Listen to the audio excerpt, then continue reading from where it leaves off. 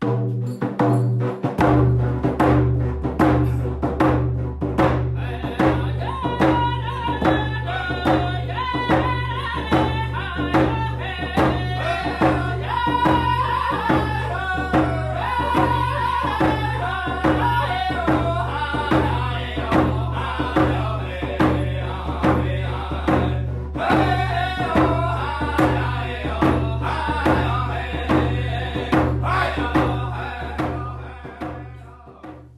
bonjour. Anim kis and dishnakas hokwa gainin dodam muskanojeg no nadmarget nishnabin and then endal. Um, so that's our traditional form of greeting. It tells you a bit about ourselves, tells you our family, our kinship, tells you where we're from. So in our language, my name is Little Thunder, Little Thunderbird. I'm of the bear clan. I was raised as a bear clan, but I also acknowledge the muskie, that wonderful fish, as one of my helpers as well. And I'm from the Anishinaabe Nation, and I'm really excited to continue the good partnership and the good relations that MSIFN and the Scugog Township, Scugog Arts Council specifically have. And I look forward to sharing a bit of insight from my own personal. I can't speak on behalf of everyone, but from my experience and what I've seen, the First Nations perspective, or our perspective, when it comes to identity and identity within the Canadian landscape. So miigwech for allowing me to share this with you, and I look forward to doing some good work. Right, yeah. Well, I got some questions here for you. But first, let me introduce myself. I'm Jonathan Caldwell. I'm from Mississauguas, the Scugog Island First Nation. I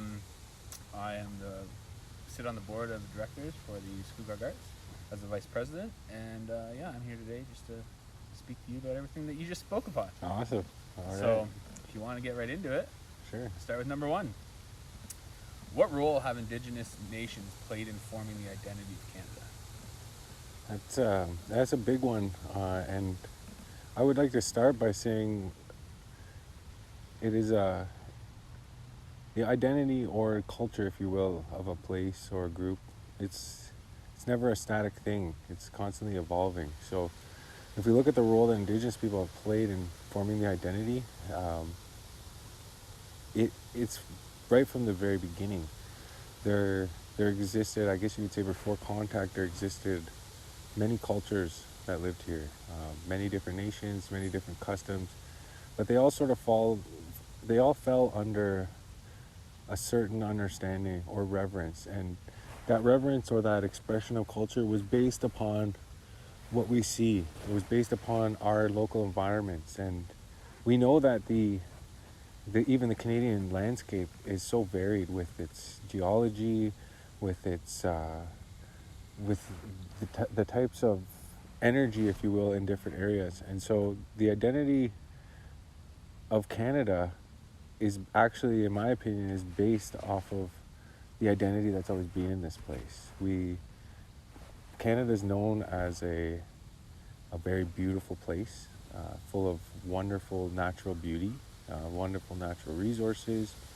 We pride ourselves on our abundance of clean water, abundance of wonderful forests, of grasslands, of all these resources that give us life. And so I would say that from the very beginning, when those first relations were happening, all those hundreds of years ago, we were, I guess you'd say, the teachers of those first people, that we taught them, I guess, the identity that existed. And that identity then influenced them over the years. And so now we see a modern Western society, if you will, that incorporates the notion of looking out for the fellow man, and incorporates the notion of respect and reverence for our natural resources. And so even in today's world, I still see Native people playing a predominant role in the identity of Canada, even if that identity is not at the forefront, if it's not actively known. We look at the names, the place names of our capital of this country, Ottawa, that tells you from our perspective what that place entailed. That was a Odawa in our language denotes trading. When we think of the founding of Canada and we think of how crucial that Ottawa Valley was and why the capital was seated in that place, it's because that was known to the Anishinaabe as the place of trade. That's where we would gather our resources, gather our beaver pelts, if you will, and we would go and we would exchange. And that's where that relationship was built. So even the modern relationship, based upon the original relationship, it incorporated the identity of what the Indigenous people. We have names for every single place, even down to this lake, Scugog. It tells you of how we saw that place as that shallow, silty, muddy bottom lake that was abundant with cranberries and rice and geese. So I feel that the identity of First Nations people is ever prevalent, but almost under disguise, where we don't recognize it. Yeah, like you touched on Ottawa and even whatever Mississauga, or as far as Manitoba and across Canada. It's not just limited to Ontario and like GTA by any. Exactly, right? We see that one of the bigger sections of the biggest urban section or urban area in this country is named after your nation. Is named after the Mississauga people. The Mississippi River is the humongous river in our understanding, and so we know how that humongous river would get its name. So from an Indigenous perspective, I feel blessed in that way, because we actually can see those place names and the things that did survive or have endured, if you will. They help give us a better perspective of kind of what was happening in that place, or what that place would be used for. And yeah, I feel that it's right in plain sight, but it's kind of hidden to all of us. Because this is kind of off topic, but you wanted to touch on how like English doesn't directly translate. Like we have words for descriptions more so, as opposed to a direct translation of an English word. Exactly. So for us, I believe it's called an onomatopoeic language, and what that means is we can piece concepts or words together to form bigger concepts. And so our language is a very fluid thing. It's a subjective language, not necessarily objective. So there's always something happening. So when we look even as far as a symbol of this country, a symbol of our favorite baseball team, the Toronto Blue Jays, right? In our language, we call them dindis or dindise. And conceptually, I love this understanding, because some Vidal Pelchik talks about it, what his grandfather shared. He said, if I was to try to explain to you in English what I'm saying in the Anishinaabe, I would run out of English, because it's so deep, the concepts, and it's all based upon the context of the conversation. So dindise, blue jay, right? If we directly translate it, that's a blue jay. That's what we call a blue jay. But really, the essence of that word talks of the one that does its own thing. So that shows a deeper understanding of how over millennia our people observed the actions, observed the characteristics of that beautiful bird, and noticed that they kind of act in an independent way. They're not like other birds where they'll work together. They sort of just do their own thing. So that, with First Nations identity playing a bigger role in the mainstream identity, in my opinion, it will paint a much brighter, more beautiful, fuller image of this place that we all now call home. Nailed it. All right, well, let's get on number 2 here. From an Indigenous perspective, what is the modern Canadian identity? Okay, that is another very broad topic, in the sense that I couldn't say, in my opinion, that there would be one consistent identity, because as varied as I had touched upon with our native nations, based on our culture as Anishinaabe, yourself and myself, is based on the woodlands, the waterways and woodlands of North America, Turtle Island, versus our Navajo relatives that are from the southwestern deserts. They're going to have a whole different. So I think the variations, if you go from coast to coast across Canada, you're going to see the maritime provinces first from the east, right? And just by essence of that, we call them the maritime. It talks of the water, the ocean, the abundance of the livelihood that's generated by all those fisherwomen that go out onto the oceans. And so that part of Canada would identify as that fishing people, water people. You know, we understand Newfie people to be very kind, loving, nice people that are very intimately connected to the ocean. And if we were to go on the other side of the continent, depending if you were right on the coast, you would see a similar understanding of the people living on the Pacific Ocean. But if we went interior a little bit up into the mountains, you're going to see a little bit of a different side of Canada. So what I find is that gives us beauty. If we were to go to Montreal, if we were to go to Quebec, you're going to see an aspect of Canadian identity that's centered around the Francophone people, centered around their cultural views, their mode of living within that part of Canada. So as one collective identity, there are some themes, but once again, like I brought a couple things to help illustrate. You know, this is a very symbolic creature for Canadian Canadiana, for the Canadian identity.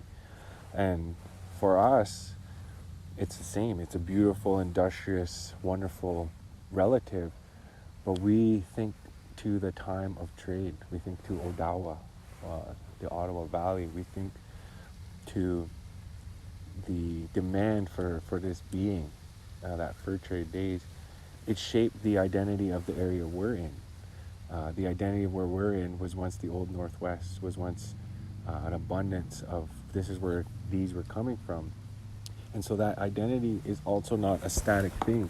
As we can see now in modern times, the Southern Ontario has become principally farm. It has great soil, great conditions for growing. So a lot of that forest and that original ecosystem has been replaced. So the identity in Southern Ontario was once of lush forests, endless expanses of woodlands, of waterways. Now the identity within this area is centered around those things. We still have beautiful forests, we still have beautiful lakes. We know that people enjoy those activities, but there's also an element, especially over the last couple hundred years, of farming, of our non-Indigenous relatives that live here now. Their ancestors developed the identity of farming, of hard work, and bringing that notion of farming from European principles and putting that here. So that, we see that from the museums. You'll see these old pioneer museums, and they talk about that aspect. They talk about, so as far as one whole identity, to me, there is some pretty quintessential things, you know, that are sort of stereotypically Canadian. And those would be, you know, that beaver, the moose, the maple leaf, just down to our flag itself, right? So the identity is a very broad thing, and it's now shifting to incorporate all the viewpoints of people now living within Canada. Where it was once originally the identity was the Indigenous identity, the Indigenous connection to this land, it now, the Canadian identity factors in people from all over the world, what they value, what they bring here, and then how they interact with this environment. Yeah, and it's kind of funny that you talk about the beaver, because like everybody knows the beavers and Canada and beavers are like, go hand in hand, right? But nobody knows why. You know, it's just kind of like you said, like the pioneer villages and stuff, but nobody takes that like extra step back. Like the beaver's on our money, the moose is everywhere when people talk about Canada and maple syrup and stuff like that, but they don't realize between like the hunting and the fur trade and all that stuff, it's like it's so deeply rooted. It's just now a kind of like, I guess, a joke to other people that like the moose and beaver and stuff like that are so unique and Canadian. Yeah, exactly. And even that one last aspect of our culture, hockey, is paramount to Canadian identity. It is probably one of the biggest foundational elements to that identity. And like you had just touched upon, they does the average Canadian go beyond that? Before the game of hockey existed, did they go back to bug it away, in our language, the lacrosse? Yep. They go back to, for tens of thousands of years, that game was played here. So it's that game that we all love so much was derived from the indigenous game. We in a way had a huge hand in giving that to the world and giving so much pleasure. And most people don't realize that like lacrosse is our national sport. It's not hockey as Yeah. much as like this is like prominent as hockey is in our culture in general. Yes. Yeah, I'm currently working with a team rebranding for a logo that revolves around a native head with a headdress and stuff like that. And they were kind of basically worried about us and how we would take it, but they're working with us hand in hand and using that to like grow and be informed now instead of being ignorant. And like if you were to, and not purposefully ignorant by the way, and if they were to take us and the indigenous themes and stuff out of lacrosse and then just take that as their own, basically, I feel like that's worse for the like reconciliation and stuff and the growth of it all, because it still pays homage to where it came from. Agreed. I fully agree. That's a big issue, especially for indigenous people, is the misrepresentations of our culture. So for us who are really invested in trying to seek those ways and carry those ways forward in the future, when you see a misrepresentation of that culture, that's where, you know, we've seen those notions of cultural appropriation and the fight to kind of end those things. It's not to say that we don't. It's to me, it's humbling, or it kind of is like, wow, okay, there's aspects of our culture that they really do like. But what you just touched upon is working with There's the a proper way communities to it. do it in a sensitive, respectful, and truthful way. Right? We're not all, as you can see, we're not out riding around on horses hunting buffalo. We would have walked and hunted woodland buffalo, you know. So to paint us all as living in teepees out on the Great Northern Plains, that wouldn't do us justice, right? And yeah, I hear it all the time because like people look at me and don't assume that I'm indigenous, right? And it's like I've lived most of my life on reserve, right? you know, been very active in the community Yep. for years and stuff. So it's hilarious to me because it's like, yeah, just because I'm not running around, you know, Exactly. hunting beavers and wearing fur all the time, and I just look like, you know, your average white person. But I call myself powdered donut. I'm red on the inside. Yes, sir. Awesome. Amazing. Alrighty, so we'll go on to our third question here. What are some issues created from the misrepresentation of the First Nations identity? Well, we kind of just touched on that a little bit, but I guess if you have anything else to go on with that. So some of the issues is I feel if we're looking at it from how it would impact the general Canadian population. Yeah, maybe specifically Canada, because like from coast to coast, as you said before, we differ in so many different ways as people, let alone as indigenous people. Like there's a different way of living in different places. Agreed.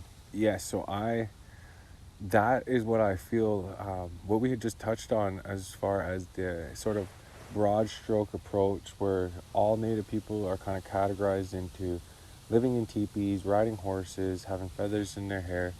It's so limiting because what I find it does is it actually detracts from everyday Canadians, possibly new Canadians. They come to, in my opinion, so we're in our territory here, the southern part of Ontario. And there's a lot of people, a lot of everyday Canadians, a lot of new Canadians that live within an hour's distance. So if we were to teach them in this area of the totem pole of Inukjuks, we're going to be so limiting because those things didn't necessarily exist here, and it doesn't help them then relate to our territories and see that, no, these are canoe people, these are wild rice people, these are people, Native people that lived in the forest, lived in the bush, interacted. We are so abundant with our natural resources that made us very wealthy. And so portraying the true essence of the history of that land, the people of that land, I think is paramount, because it will then allow people to appreciate Canada to a much deeper, richer way. If people can know that, hey, for millennia, this has been one of the most abundant agricultural areas in Canada. for millennia that we've had abundance of clean fresh water and all the resources you could, then people will start to see us as not a threat to their lives, but as stewards, as caretakers of the land. And I'm hoping that the more that our identity and our value system can be entrenched within the Canadian identity, that we can then increase that we can have people start to feel in a similar way that this land is home to all of us, and we all have a responsibility to take as best care of it.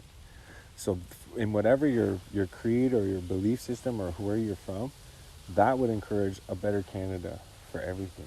So the misrepresentation is kind of scary in a way, because it perpetuates, I guess, some of the stereotypes, if you will. Yeah. Doesn't really promote the true understanding of these places and the people. Yeah. So like with this, for instance, this is to us, this is Wabshkamakwa. This is that white bear.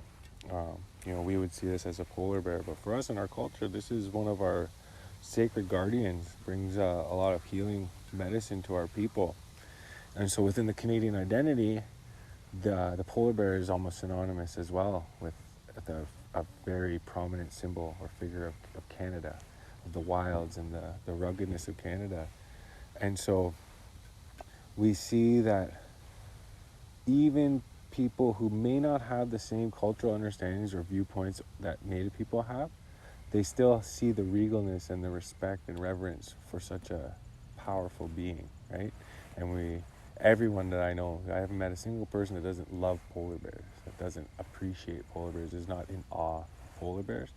And so, just like this polar bear, I feel that there's so much beauty within the Indigenous culture that's just waiting to be extended out to the Canadian people. And the more people that I find connect and see how the goodness in our ways, in our beliefs, in the way we try to carry ourselves, it's inspiring. It's inspiring for them. It's also inspiring for them to feel comfortable to maybe reach out to Native people, because there is also sometimes that tentativeness where you don't want a Canadian person who may want to really support, may want to help, they may feel intimidated, not want to offend or step on toes.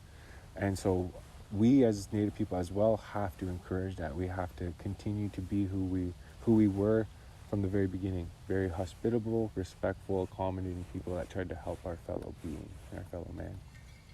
Yeah.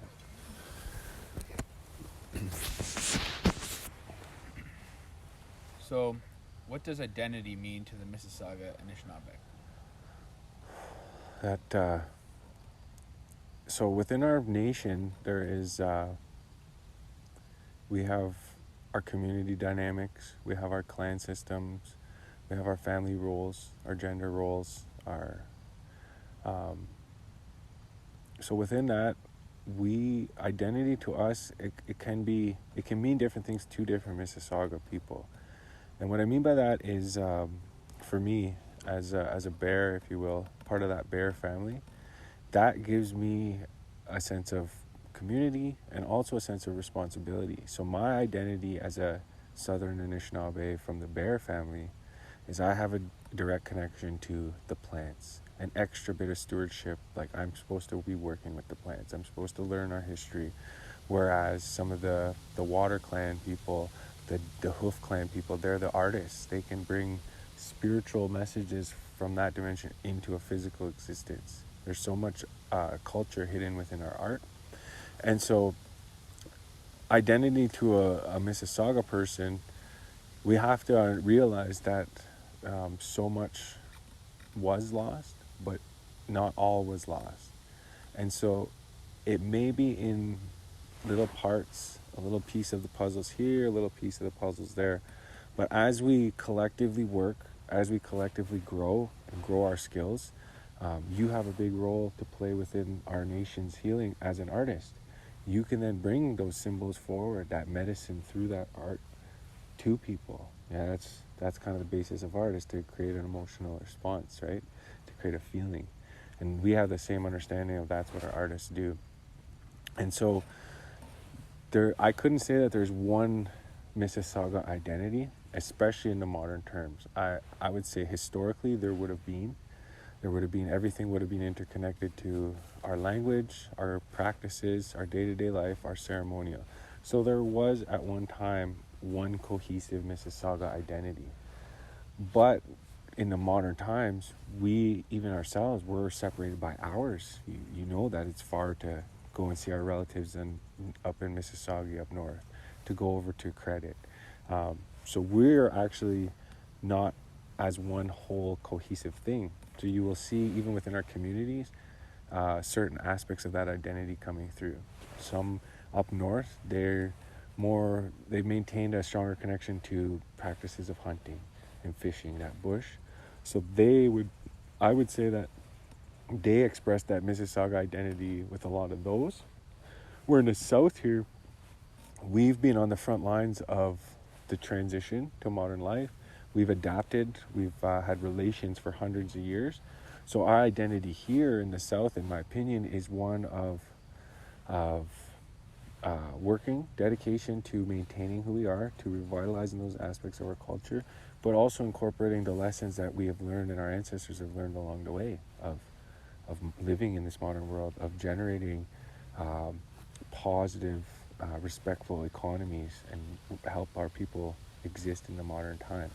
So the Mississauga identity is a very fluid thing, but within that, we're always grounded with our specific roles and responsibilities of how we would fit within the tribe or in the nation, if you will.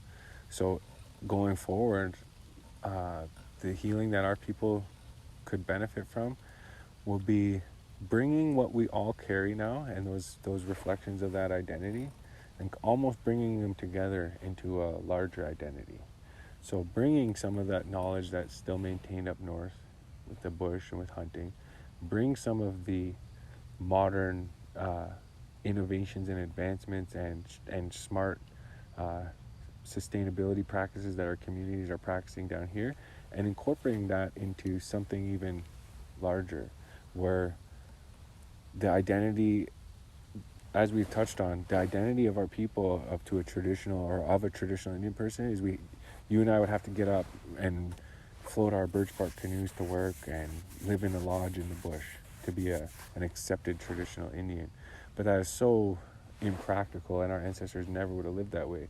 So how do we express being an Indigenous person in today's world? And so that, to me, the encouragement of that in all facets, we want our kids to educate themselves with Western education just as much as we, in parallel with their traditional understandings. We want to encourage our kids to follow their dreams, to follow their goals.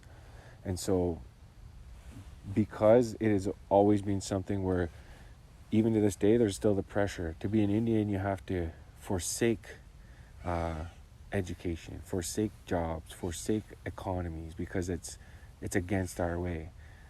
But we must be realistic in the fact that our people have always had thriving economies. They were natural-based systems, but we can get to that.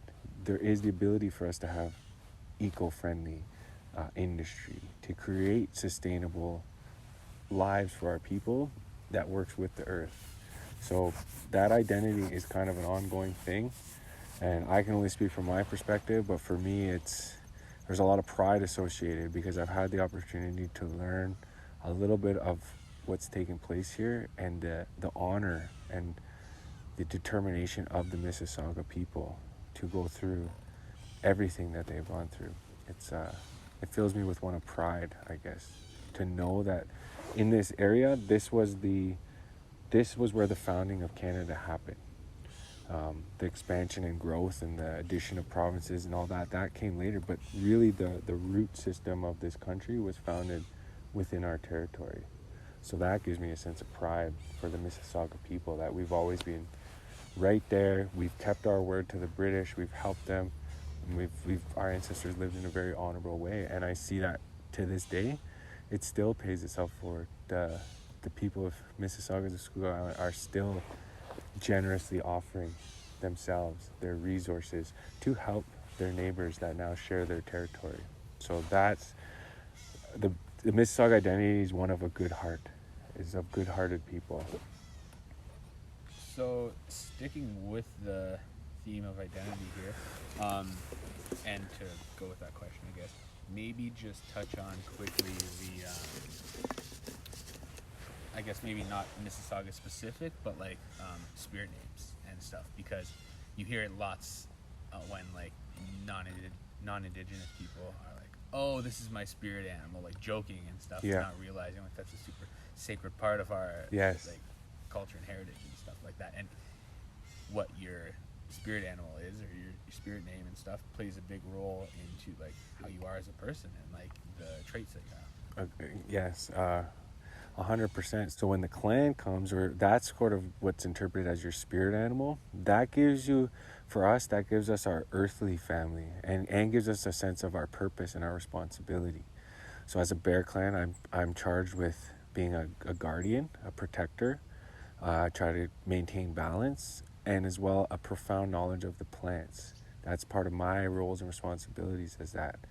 And so with having your spiritual family gives you a sense of pride, and having your earth family or your clan, your extended family, gives you a purpose.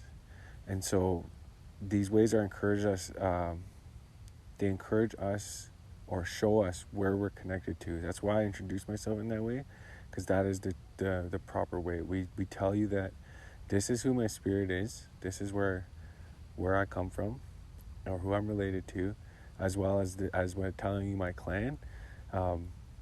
In the old way, you would actually, if you were visiting another community, you would actually seek out people from your same clan, because it was accepted and understood that they were your extended family, that they would follow and be charged with the same responsibilities any other bears. They should be learning the plants. They should be guardians and protectors of the people, right? So that's all. Sometimes people can be offended by that, but for me personally, once again, I kind of find it, in a weird way, it sort of pays respect to that as Native people, we have a much richer connection to those beautiful creatures in the forest, to our spirit animals, our spirit guides, right? And so even people in modern day, in the new, I guess, spiritualism, if you will, they incorporate a lot of that in the relations to, we used to have clans that were even trees. That's a whole other thing. I don't even know that much about those, but yeah, so I know that I'll be related to all the bears here, that we're family. We're supposed to be that way. Awesome. All right, we got one more here. As soon as I get it up again. In the future, what do you hope to see change within the Canadian identity? What I hope to see changed, I would really love to see, I guess what we touched on in a way, that the true representation in partnership with the people themselves. So if someone was to come to me, and I know that this happened to you, and a lot of times you may be the only Indigenous person in the room, that you're going to have to field all the questions relating to anything with Indian culture. And that we may not even have a clue. Like, I couldn't tell you how the mountain people in BC go and fish for oologans, little baby fish. I can't tell you how they do that. I don't have a clue. I've never done that. And so I believe that having a true representation of that, like we talked about earlier, is going to increase the appreciation for how beautiful this land is and how rich it really is and abundant. But also it's going to give our own people a sense of pride, because I know for Native people, it is very hard to this day to see so much of our culture in plain sight, but sort of not celebrated. It's not really promoted in the sense where we are changing and we're getting better. But I think everybody within this country should know, especially teachings or history or characteristics or cultural values of the people that they share space with. If you were to be out in Alberta, learning about the Blackfoot people, their culture, their history, their legends, are going to paint such a broader picture of Alberta, such a broader picture of the foothills, of the beauty of that place, and also tell you of sort of how we can interact in that same way. For us here, perfect example is our moon system, our seasonal system. It was laid out from our ancestors. It tells us the primary responsibilities or activities or things that we have to do within each of those 13 moons throughout the year. So if people understood that, what I would love to see, say the wild rice moon, instead of it in some instances, you know, we've been working on our relations, if you will, but sometimes those things can create friction because the general Canadian population doesn't see a true representation of where we're coming from and the importance of some of those things for us, and we're having a hard time seeing that other side of where they're coming from. So I feel that strengthening and really incorporating the Canadian identity, the foundation of the Indigenous people of specific territory, with the last 200 to 300 years of development, if you will. So incorporating those first pioneers, celebrating those people, and as well, a lot of that will probably involve for some time talking about some pretty tough to talk issues, because in order for us to move forward and to find that true reconciliation, we have to first have a true awareness and acceptance and find that peace with what did happen, so that we can then start to build something better. So what I see is from the system down, sort of on a governmental level, there's been some resistance to that, because almost a sense of responsibility, even though most of the people now, most people living, you know, the last residential school did close in 96. However, it was always the practice of the Canadian government for the last while to put on a certain front and a certain way to the world, to their own people, to feel good about the things they do. And it's not to say that it was all bad. There was plenty of good relations starting from the beginning. But if we are too, I guess, scared as a society to address the true nature of our shared history, whether you're a new person that's just coming to Canada this year, you're now participating with the shared history of this land. It's going to impact you because it's now your home. So what I really feel in the true reconciliation will be the promotion of the achievements of Native people, the contributions of Native people, as well as highlighting the positive relations that have happened. Even in the Métis Nation, that is the proof right there of those people, of what could be, of what in some ways should have been. That respect and love and sort of fusion of both of those views and cultures into something new and beautiful. That sort of was the original intention, I guess, of this place, but we just got sidetracked with sort of the need to grow and expand. That just where the Western European mind state of expansion, of growing, building your economies, it didn't fit well with the Indigenous mode of sustainability, of just encouraging areas. If there was, and the idea of moving. That's the other aspect, is there's an energy within the land, and so the more that people can relate to these place names, can see those place names, we can then have people fighting for the same cause, fighting for a better place of life for all people. So I think it'll bring nothing but positive relations. There is some resistance, but it's always in plain sight. Like, I brought this cup here, and this is actually made by presumably the Pendleton company from out western states, but this right here, it's beautiful. People will love this. And this is, like I said, it's right in plain sight, but are the plainsmen, plainswomen, the people, the tribal people of the northern plains celebrated in Canadian identity? If we were to go to Saskatchewan, Regina, or we were to go to Manitoba, or we were to go to Edmonton and talk, you're going to have very, very differing views of what an Indigenous person is, right? So we try to take all the beauty, but we leave some of the truth behind in only focusing on that. We need to just get to the root of these issues and see that we all have a big part to play in the continuation and growth of Canada. Yeah, I think I feel like the general consensus of the general public is willing to like, you know, start that like process and move on and forward together.